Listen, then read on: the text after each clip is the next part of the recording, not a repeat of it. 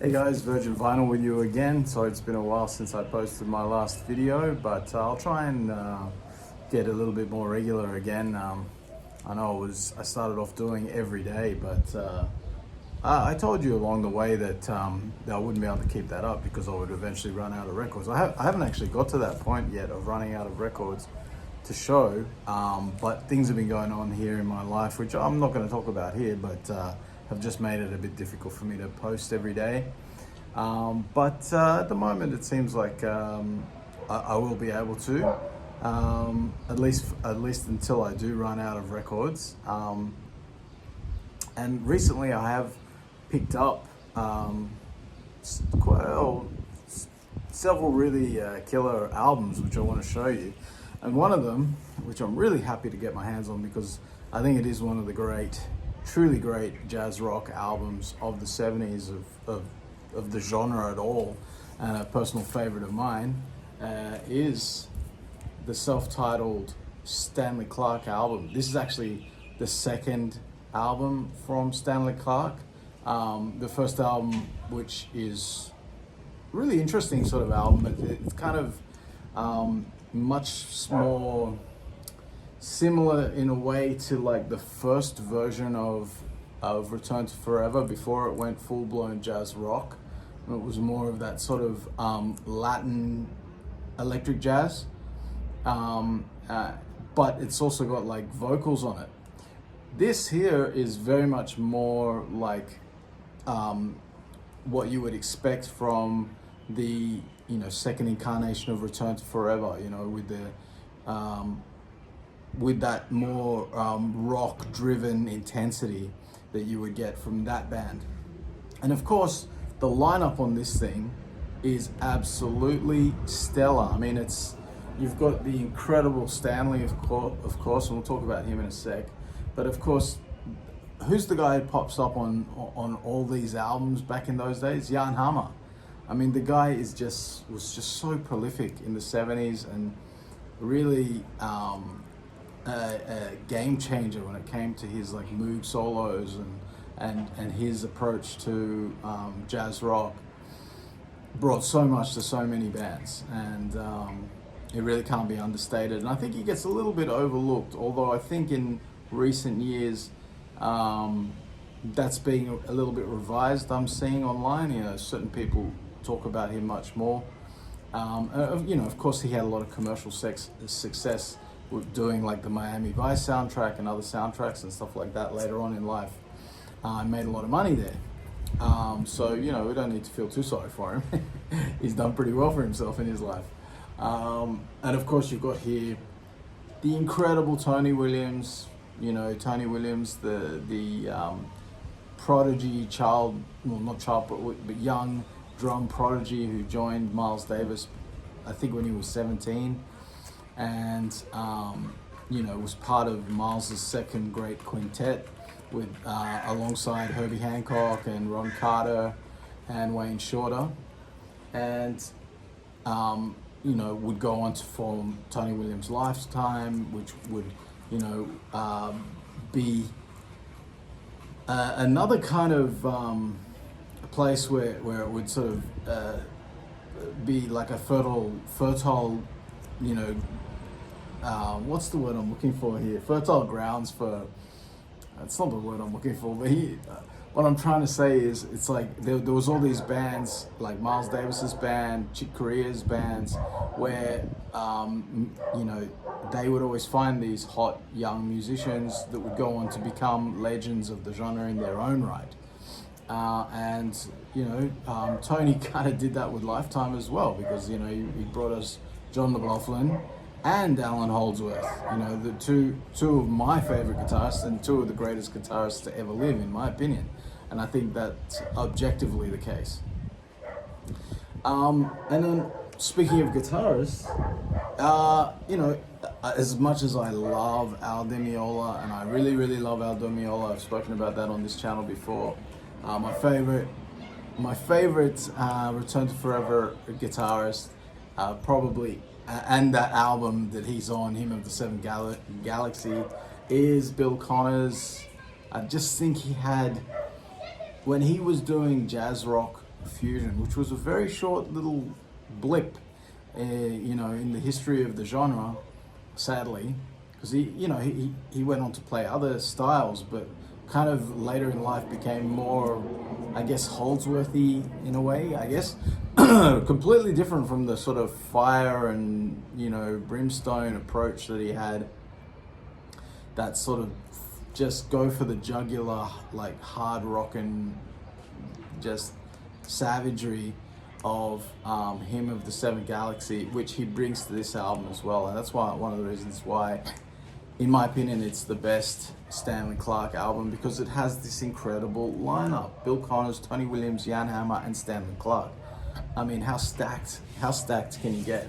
So Stanley Clarke himself, I mean, man, this guy loomed very large for me growing up, in my years growing up as a budding bass player, and searching for, I was one of these bass players who was kind of like I had a natural aptitude for slap, and I actually got really good at slapping, not in the sort of correct style though. It was like, because I grew up with like liking Flea and stuff like that, old school slap and rock slap, slap in a sort of rock context. But I got really good at that really quickly. Like as soon as I pretty much picked up the bass, I could slap and I could write stuff. And so I was always like hunting for, in my musical journey, searching for albums, I was always searching for slap, and I would find it in all sorts of places. But, this is this is the early days of it's even pre-internet, I guess, early days of the internet, let's say. And I wasn't very internet savvy for a long time. It took me a long time to really catch up. And when I did, I discovered ways of finding more music and stuff like that. But I remember I used to go into the music shop, Borders Music. They had a Borders Music in Sydney, and you could scan the CD, and it would and you could play samples from the CD. It was actually pretty cool, and I found many albums that way when I was in my searching for jazz years. And I remember listening to I can't remember, honestly, I can't remember what it was that I first heard Stanley Clarke. Oh man, I don't know. Maybe I saw a video of it. I don't know, I can't remember. But I saw him, I heard him do some slapping. I think it was from Lopsy Lou, from this, maybe. Yeah, I think maybe from Lopsy Lou, maybe from School Days. I can't remember. But I was so hungry to find bass players that slapped, so I would go and seek out everything he did. And, it's really interesting because, even though that's what sort of made me discover Stanley Clarke and really pay attention to what he did, now, and for a long time, I realized that that's the least favorite thing that he does. I actually think he's not a very good slapper. And and when he slaps, it's like him just being lazy or something. I don't like his slap playing at all, really. I mean, even back then, when he was doing it, it was still very new and it was kind of groundbreaking, I guess. But there was guys doing it better, it sounded more, had more attack. It's always sounded loose and sloppy to me. I don't know when he plays. But the thing that blew me away with Stanley's playing was his shredding of the bass. I mean, listen to those Return to Forever albums, any of those Return to Forever albums with Bill Connors or Al Di Meola, and man, I mean, nobody's shredding the bass like that. He just playing these lightning fast lines, and just doing these runs down the bass and stuff that are just, I can't even fathom how he's actually pulling it off. I've tried many. I can sort of do things in short bursts that kind of approximate it. The other thing is of course his incredible upright, acoustic bass, upright bass playing. It's just his double bass. That's the word I was looking for. It's jaw-droppingly, amazingly good. One of the greatest to ever do it, I think. And of course, you know, he's a great composer as well, and like this album is a testament to that. He composes everything on this album, of course, except for the Spanish phases for string and brass, which is by Michael Gibbs. And Michael Gibbs does the orchestrations where there are orchestrations in other places, like on the Life Suite, although Stanley does do the brass orchestration on Vulcan Princess. Vulcan Princess, of course, was also used by Return to Forever as well, on Where Have I Known You Before. I think I like this version better. I think it like here it's sort of, I'm not sure actually. Yeah, no, I think I do like this version better because I like it with Bill Connors. I think he just gives it a little bit more balls or something like that. But anyway, it's funny with Stanley because, you know, like, for me, this is easily my favorite record from him. And some of his other records, like, I do enjoy them, like Journey to Love is, I think, really good. And School Days, although School Days is like the one that everybody sort of seems to get all excited about. And that song, School Days itself, I don't know, it's just that dan dan dan dan dan dan dan dan dan dan dan. It's just such a like boring, I don't know, it feels so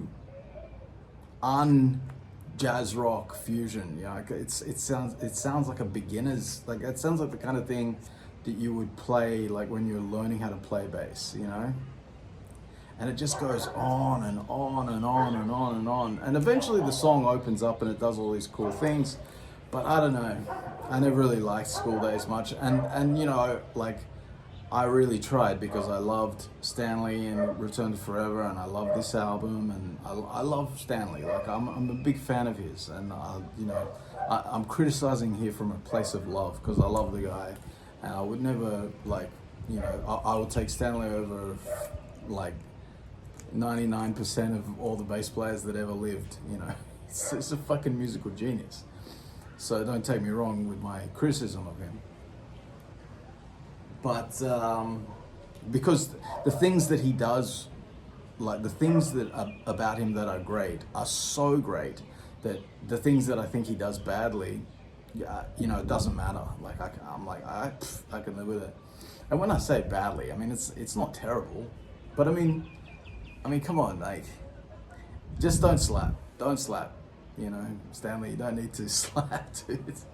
You've got this incredible, like, you know, fluid shredding style that is just mind warping, and you're the most amazing upright bass player to ever live. You know, what do you need to slap for? You know, leave that to the shitty bass players like me. Anyway, this album, Vulcan Princess, Yesterday Princess. I think that's the part where he's singing.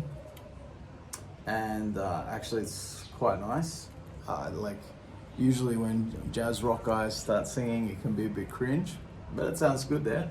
Lopsy Lou is great, Power is great, the Life Suite is really great.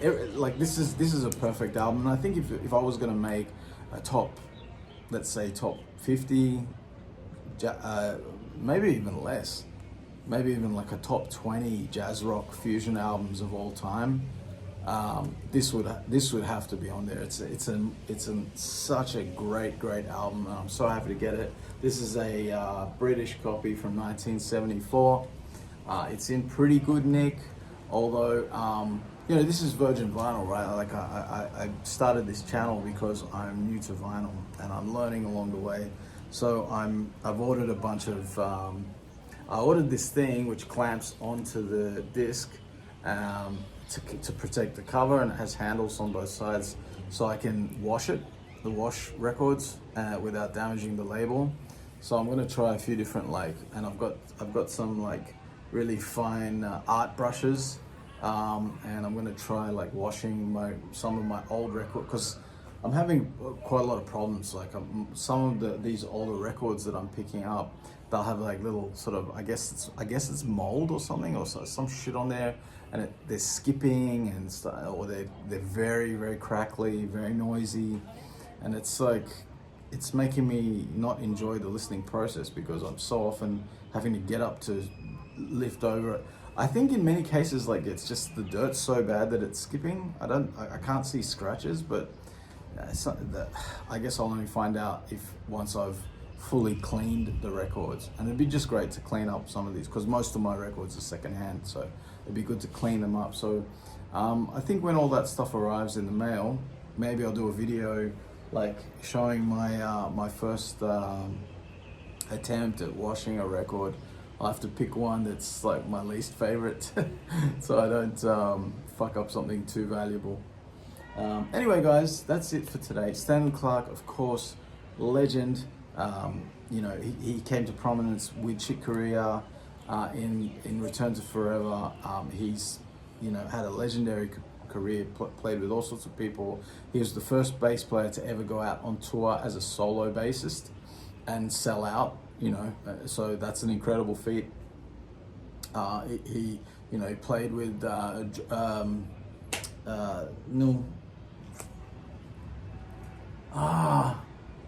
George Duke. You know, he had multiple albums with him.